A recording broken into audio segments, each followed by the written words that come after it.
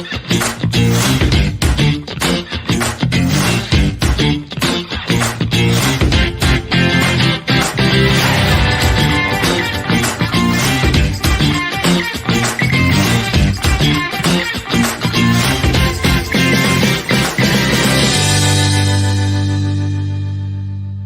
damos la bienvenida a otro programa de HR Insights Argentina. Hoy vamos a estar hablando acerca de los 5 pilares de una empresa sostenible. Vamos a estar conversando acerca de la importancia de repensar procesos y sobre todo el rol que juega ahora redefinir el propósito y los valores para tener empresas sostenibles a largo plazo, incluso teniendo en cuenta todos los desafíos que presenta la pandemia, la versatilidad y los ambientes VICA en los que vivimos. Sabemos que cuando hablamos de ambientes VICA hablamos de ambientes volátiles, inciertos, ambiguos y cambiantes. Entonces, importantísimo tener en cuenta estos 5 pilares para que tu empresa también pueda ser sostenible a largo plazo con un nuevo plan de trabajo mucho más innovador y atractivo para tus colaboradores.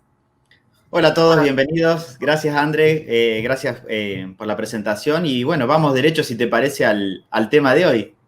Arrancamos con el pilar número 1 y el pilar número 1 es el propósito dentro de las organizaciones. Cuando nosotros hablamos de propósito, es lo que antes conocíamos como misión y visión, que sonaba muy lindo en las páginas web e incluso está en algunas oficinas de la empresa, eso está escrito.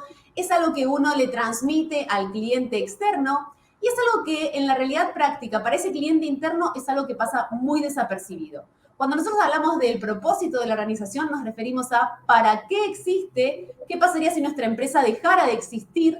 Y cuando nosotros conectamos con el propósito y es parte de la cultura, todos los colaboradores están alineados con estos principios y valores y entonces ellos son más leales, se esfuerzan mucho más, tienen también mucha más dedicación al trabajo, más compromiso, más responsabilidad y simplemente porque se sienten identificados con el para qué de la compañía. Y esto se traduce siempre en resultados positivos.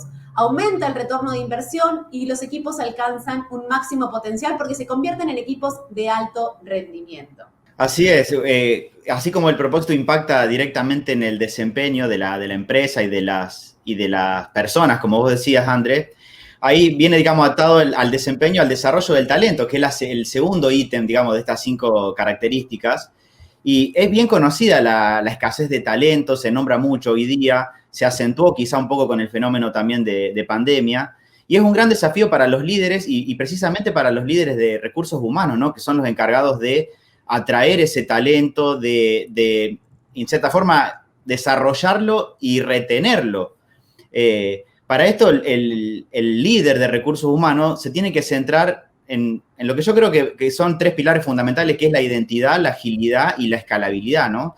O sea, identidad, me refiero a la identidad de la empresa, donde el recurso humano va a necesitar, digamos, tener un papel más preponderante en transmitir, en difundir los valores, esto que decía André, el propósito, la identidad de cómo está conformada de la empresa y que llegue a todos los rincones y en cierta forma, crear un modelo de trabajo de agilidad, que en muchas empresas ya está implementado, y por eso hacíamos referencia al fenómeno de pandemia, que quizá esto se ha acentuado más, pero es hacia donde va la tendencia, ¿no? A un plan o un modelo de trabajo con mucho más flexible, mucho más ágil, mucho más conectado, donde predomina por ahí la automatización o se aspira a la automatización y que permita escalabilidad, ¿no?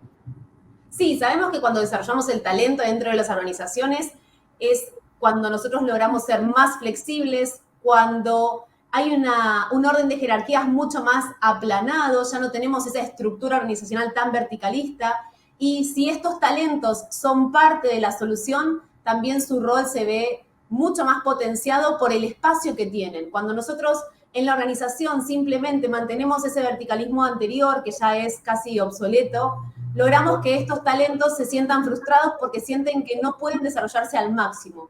Entonces, importantísimo poder darles el espacio, tener programas de desarrollo interno y convertir cada vez más a la empresa en muy atractiva para estos talentos, para que se quieran quedar en la organización. Sabemos que la fuga de talentos es un problema dentro de las organizaciones y el hecho de contar con programas especiales para ellos, con programas también de compensaciones para ellos, hace que se quieran quedar, que se sientan mucho más comprometidos y que entonces los resultados se puedan ver y sigamos teniendo una empresa sostenible a largo plazo.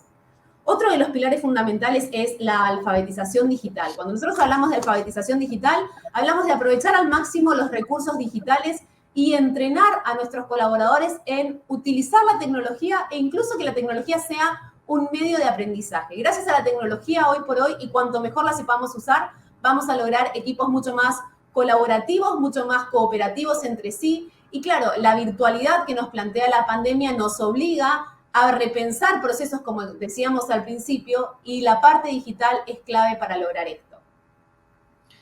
Eso que decís, Andrés, es muy importante porque la pandemia, el fenómeno de pandemia, ha obligado a acelerar todos estos procesos en los canales de distribución, en cadena de suministro, a repensar la estrategia de la empresa y llevarla a este mundo digital, en donde algunas empresas ya estaban bastante adelantadas en este tema y algunas se dieron cuenta que tuvieron que adaptarse casi en tiempo real. Y esto también involucra a los líderes de recursos humanos y a los vendedores, ¿no? Porque esta alfabetización tiene que llegar a todos los niveles de la empresa, a todas las redes en realidad, en estas redes de equipos formadas, y lo lleva también a pensar en otro tipo de decisiones, en financiar inversiones, porque hay muchas empresas que no están demasiado actualizadas en materia de inversiones necesarias para esta alfabetización digital, para lo cual hay que desarrollar un modelo tecnológico y demás, y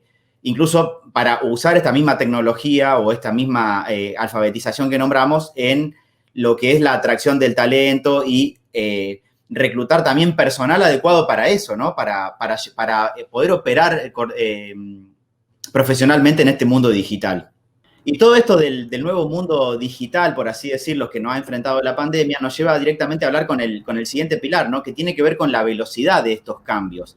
Si bien las empresas reaccionaron rápidamente, no todas, pero la mayoría reaccionaron rápidamente, fue como un fenómeno de velocidad, pero más relacionada a la adrenalina, ¿no? De los cambios de reacción, de adaptarse a la nueva realidad, por así llamarlo.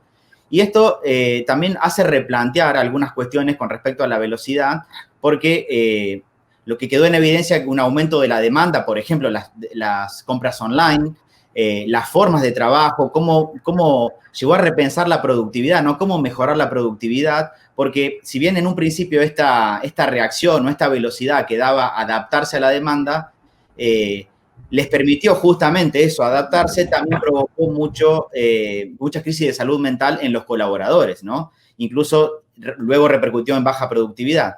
Por eso, esto nos lleva a considerar una nueva forma de trabajo y que ahora sí esa velocidad ya sea una velocidad que podríamos decir de diseño, o sea, diseñar los procesos, estas nuevas formas de trabajo, teniendo en cuenta todas estas cuestiones que estamos nombrando, para poder lograr esta velocidad ya de diseño para que sea sostenible. Esto también nos conecta directamente con el desarrollo de la resiliencia, ¿no? Estos equipos que han tenido que adaptarse y los líderes que han tenido que llevar y conducir a esos equipos a adaptarse, también han impulsado estas nuevas formas de pensar, nuevas formas de actuar, para entrenar en cierta forma la resiliencia tan necesaria en esta nueva demanda que va a haber, ¿no? Tal cual como vos decís, es importantísimo que las empresas empiecen a adoptar esta velocidad de cambio como algo que es parte de la cultura de la organización. Ya no puede ser algo que solamente implementamos en situaciones críticas como pasó con la pandemia, sino esta velocidad de cambio tiene que ser algo natural y tiene que ser parte de lo que se vive en el día a día. Para eso, muy bien como vos decís, Luciana, es necesario adaptar procesos y que todos estén entrenados en cómo hacemos para adaptarnos a estos cambios. Y tenemos que saber que velocidad de cambio no necesariamente es siempre ir más rápido, porque si por ir más rápido perdemos calidad, entonces ese tiempo que ganamos por acelerar los procesos también lo perdemos en calidad. Entonces no tendría sentido. Sí es importante ser más eficientes, más inteligentes. Por supuesto que ir más rápido, buscando siempre perder la menor calidad posible, acortando los tiempos y las distancias y por supuesto también manejando los costos dentro de los parámetros que son aceptables para la organización. Siempre alguna de estas tres variables en la velocidad del cambio se ven afectadas, ya sea calidad, tiempo o costo. Entonces es importante que en los procesos dinámicos que vamos implementando podamos tener siempre el mínimo impacto posible. Y hablando de impacto, pasamos al quinto pilar de una empresa sostenible en el tiempo y tiene que ver justamente con la sostenibilidad. Cuando nosotros hablamos de sostenibilidad, hablamos de que una empresa tiene en cuenta no solamente este repensar procesos, sino también desde la parte ambiental. Tiene en cuenta reducir ese impacto ambiental para que sea sostenible a largo plazo. Y cuando nosotros hablamos de sostenibilidad, también estamos incluyendo todo lo que tiene que ver con lo que plantea la ONU de el 2030 y cómo hacemos un mundo mucho más sostenible. Entonces, dentro de este marco también se desarrollan las empresas sostenibles que están en coherencia con ese proyecto de la ONU. Sí, además de esto que vos nombrás de la ONU, André, es algo que ya se empezó a visualizar también en todo el contexto actual, que no solo las regulaciones o las tendencias a nivel mundial van para el lado de la sostenibilidad, y esto que nombrábamos antes, de que tiene que ser sostenible primero para las personas, la forma de trabajo y demás, sino amigables con el medio ambiente, y también eso lo han empezado a exigir los consumidores. O sea, con lo cual es otro punto más para tener en cuenta. Y también esto impacta directamente en los líderes porque va directamente a tomar otro tipo de decisiones, las empresas que todavía no han incursionado, porque les lleva a replantear un proceso distinto de toma de decisiones con respecto a el modelo de negocio, un cambio específico propiamente en el modelo de negocio, en desarrollar productos que sean ecológicos.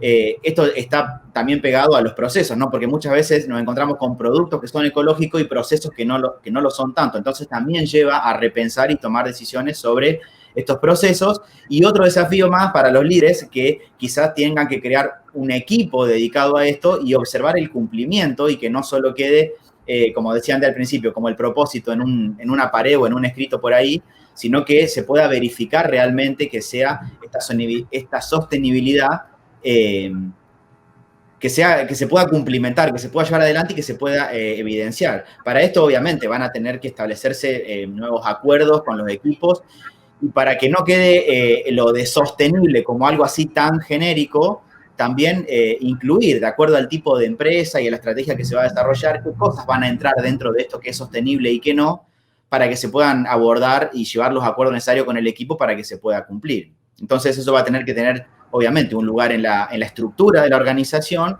un lugar en la agenda y va a ser adaptada a cada organización.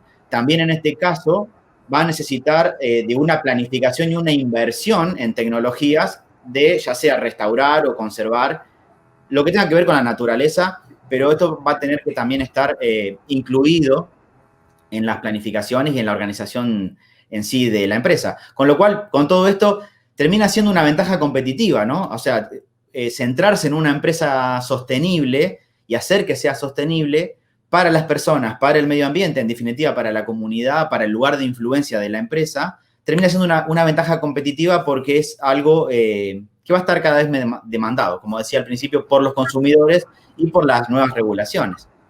Sí, y además tenemos que saber que los millennials, por ejemplo, eligen en la empresa en la que van a trabajar y tienen muy en cuenta esto de la sostenibilidad. Más Totalmente. allá del puesto de trabajo, de la remuneración y de la oportunidad de crecimiento profesional que tengan, se fijan en qué tan sostenible es la manera de trabajar o los procesos que lleva a cabo la compañía.